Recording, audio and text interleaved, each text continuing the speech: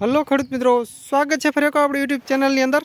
ખેડૂત મિત્રો, આજે આપણે કંઈક નવું કરવાના છીએ અને કપાસની અંદર આપણે સર્વનાશનો છંટકાવ કરવો છે। હવે કપાસ દાજશે પણ નહીં અને ગરણી ચડાવીને આપણો એક નવો જુગાડ અપનાવી રહ્યા છીએ। તો ભાઈને કંઈ બતાવી દેશે કે સર્વનાશ અમે 100 ml જેટલી નાખશું। સર્વનાશ એટલે કે આપણા ખેડૂતની દેશી ભાષાની અંદર આપણે ભડકો પણ કહેવામાં આવે છે, જે ખડ બારવાની આવે છે।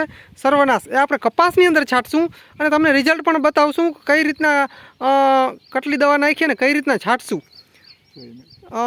100 ml જેટલી આપણે દવા નાખશું। હવે મિત્રો, આ જે આપણે ગરણી છે તે ગરણી ચડાવી જોશે, કેમ કે કપાસની અંદર પાંદડા જે બરે નહીં એના માટે ખાસ ગરણી ચડાવી જોઈએ। આ એક જુગાડ આપણો એવો છે કે સસ્તામાં આપણે પતી જાય છે। મિત્રો, આ આપણે ખોલી નાખ્યું, બરાબર છે। હવે ખોલીને આને જે આમાં જગ્યા છે જે ગરણી, આ આપણે કોઈ પણ એગ્રોની અંદર તમને મળી રહેશે આસાનથી। આ આપણે ચડાવી દીધું, આની અંદર આવી ગયું। હવે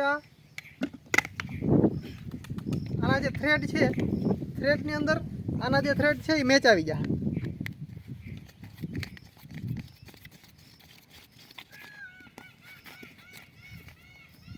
બરોબર છે મિત્રો।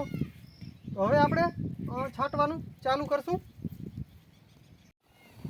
તો ખેડૂત મિત્રો, તમે જોઈ શકો છો આપણે જે આ ગરણી ચડાવી અને સર્વનાશ જે દવા છે તે આપણે આ કપાસની અંદર છાંટવાની હવે સ્ટાર્ટ કરીએ છીએ। તમે જોઈ શકો છો કે આ ઘણા ખેડૂતોને એવું છે કે સર્વનાશ છાંટવાથી કપાસ બળી જાય છે। ઘણા ખેડૂતો ધોકડની દવા છાંટતા હોય છે।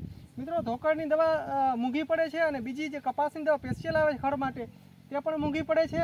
અને આજે જે ખેડૂતોને પૈસામાં પોસાય એવો આપણે જે સર્વનાશ છે તે સસ્તી મળી રહે છે બજારમાં।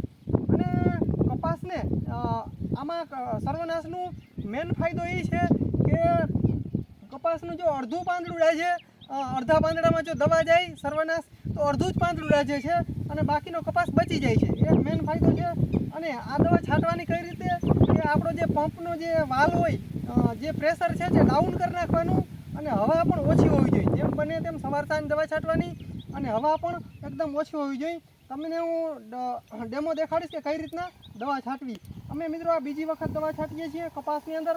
આવી રીતના મિત્રો ધીમે ધીમે છાંટવાની રહે છે દવા। અને આ જે આપણે ફળ છે તે એકદમ દાઝી જશે સર્વનાશની। તો તમને બધા જાણો છો સર્વનાશનું રિઝલ્ટ। મિત્રો, એકદમ ધીમે ધીમે છાંટવાની, ગરણી ચડાવીને છાંટવાની। અને ખાસ વસ્તુ કે એકદમ સ્લો છાંટવાની। જે આપણે જે પંપનો જે સ્પ્રે છે એકદમ સ્લોથી હકાલવાનો અને વધારે પ્રમાણમાં નહીં હોવું જોઈએ, કેમ કે જો વધારે પ્રેશર હશે તો તમારો જે કપાસ છે તે દાઝવાની ફૂલ શક્યતા રહેલી છે। પણ ધોકડની દવા કરતાં આમાં સારું છે। પણ મારી એક ખેડૂતોને ખાસ ભલામણ છે કે આમાં પ્રેશર છે તે એકદમ ધીમું ડાઉન રાખવાનું અને જો કપાસની અંદર વધારે પ્રમાણમાં ખડ હોય તો જ આ દવાનો છંટકાવ કરવો। બાકી મીડિયમ ખડ હોય તો આ દવાનો કંઈ છંટકાવ કંઈ કરવાની જરૂર નથી।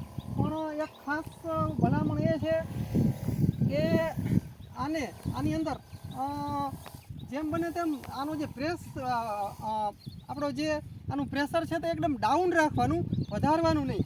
અને આવી રીતના છાંટવાનું।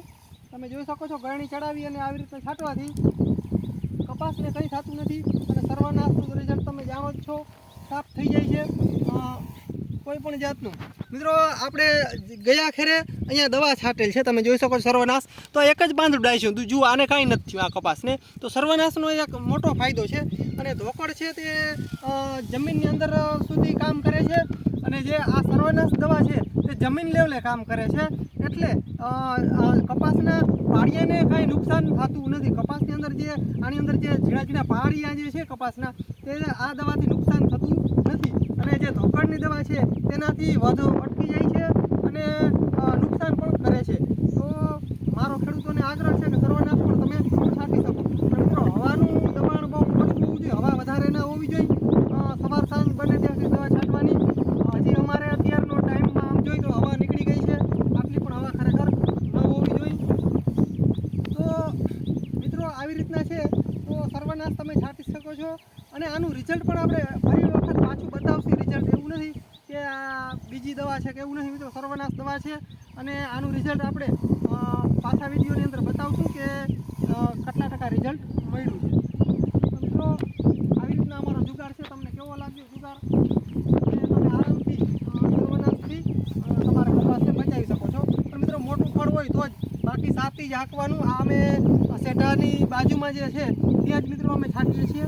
બાકી અમે સર્વનાશ અમે પણ બહુ ઉપયોગ નથી કરતા. પણ કરી શકો આરામથી, નો ડાઉટ ખેતરમાં પણ કરી શકો. પણ હવા બહુ ના હોવી જોઈએ અને ફળ એકદમ વધારે પ્રમાણમાં હોય તો આ દવાનો છંટકાવ કરવો. બાકી સર્વનાશ ના વાપરવી એ પણ તમને ભલામણ આપું છું.